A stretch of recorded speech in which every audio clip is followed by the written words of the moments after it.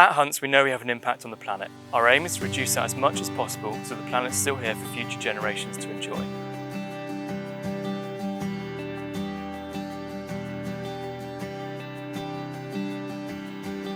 Today, we're on a family farm owned by our chairman, Richard Hunt, in Milbourne Port. The main business is dairying, with 300 cows milked just down the road in Temple Combe. The area we're walking around today has traditionally been used for the rearing of young stock before the animals are moved into the main dairy herd. The farming system we use is extensive, with grazing used for as much of the year as possible.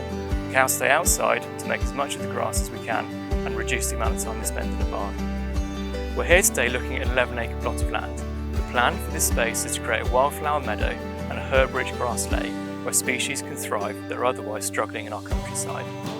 We'll provide areas for bumblebees and other pollinators to feed, as well as hopefully habitat for small mammal species which will attract bigger birds of prey to feed on in the area we have. Around the edge of this field we'll be installing owl boxes, bat boxes, breeding boxes for small birds to give them an area where they can breed and thrive on this land. It's really important we give the seeds we're going to plant here a chance to survive. That's why we're ploughing the ground to bury species of plants on the surface that we don't want germinating and competing with what we're trying to grow.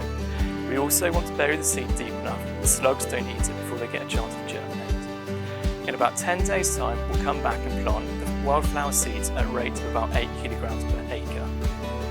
We hope that in time we'll germinate about 40 species of wildflower here to create a really beautiful meadow in the long run. At Hunts, we know we have an impact on the planet. Our aim is to reduce that as much as possible so the planet's still here for future generations to enjoy. This year we became a B Corp.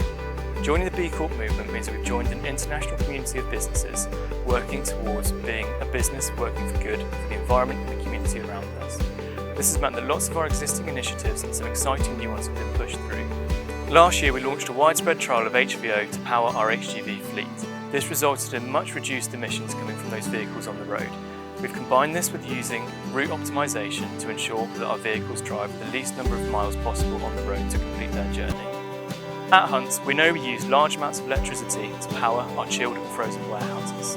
Our efforts this year have been around reducing the amount we consume in these warehouses, as well as putting new solar panels on the roof to generate electricity on site rather than relying on grid imports.